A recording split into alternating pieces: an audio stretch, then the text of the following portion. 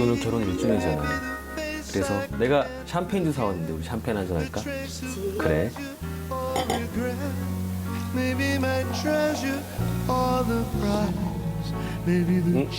술이 좀 부족하네. 맥주랑 같이 먹을까? 섞어?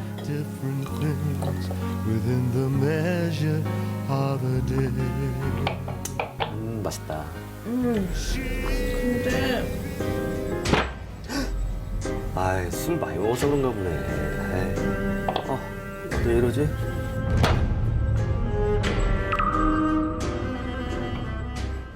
아니 진정남 지금 정답이 궁금한데요. 왜 기절한 거예요? 부부가 분위기를 위해서 켜둔 향초 때문인데요. 아. 잘못 사용하면 위험해질 수 있는 향초. 우선 실험하면 보시겠습니다.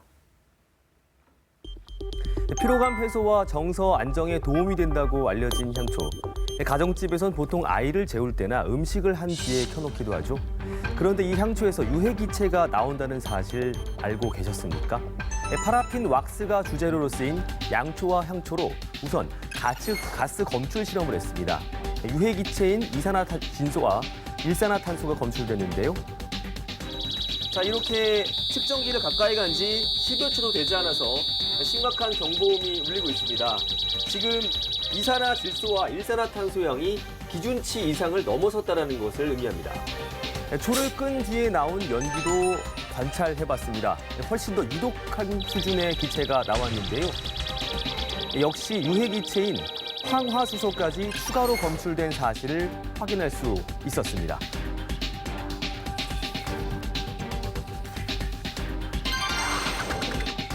일산화탄소의 경우에는 우리 몸에 헤모글로빈과 결합을 하게 됩니다.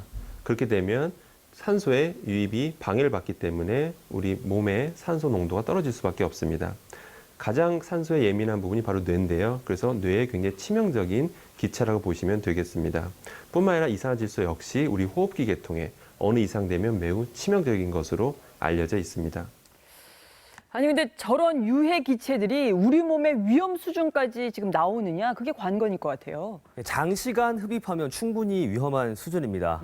다만 유해기체가 나오는 속도보다 환기되는 속도가 빠르다면 우리 몸에 큰 해가 되지는 않습니다. 하지만 저런 기체가 나온다는 것 자체만으로도 마음이 찜찜한 건 사실이죠. 문제는 또 있습니다. 두 번째 실험 보시겠습니다.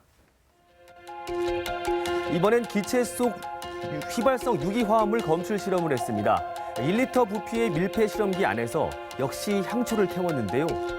모든 향초에서 1급 발암물질 포르말데히드가 검출됐습니다. 심각한 건 일부 향초에서 국제 기준치의 3배에 가까운 포르말데히드가 나왔다는 사실입니다. 아니 근데 향초에서 왜 유해 물질이 나오는 거예요? 향초에 들어가는 이 합성 향료 때문인데요. 그런데 그 합성 향료를 정확히 어떤 성분으로 만드는지 제조사들이 영업 비밀이라면서 공개를 하지 않는 게 문제입니다. 전문가 의견 들어보시겠습니다.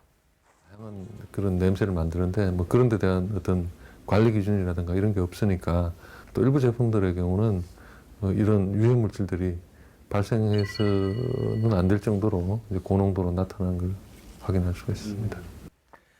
이 향초를 켜놓은 이유가 은은한 향 때문이라서 환기를 잘 하시지 않는 분들이 많습니다. 건강을 생각하신다면 반드시 자주 환기를 해주셔야 되고요. 사실 가장 유독한 물질은 향초를 끌 때 나오는 연기에서 나오니까요. 반드시 밀폐된 용기 안에서 초를 끄셔야 됩니다. 아 그렇군요.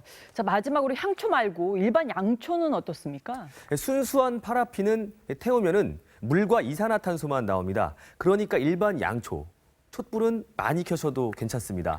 네, 그리고 저희 진정남 코너는 시청자 여러분들의 제보를 기다립니다. 사실 여부가 궁금하셨던 것들, 또 실험해보고 싶으셨던 것들, 아래 보이시는 곳으로 제보해 주시면 진정남이 달려가겠습니다. 네, 진짜 정보를 주는 남자 진정남 수고했습니다. 네.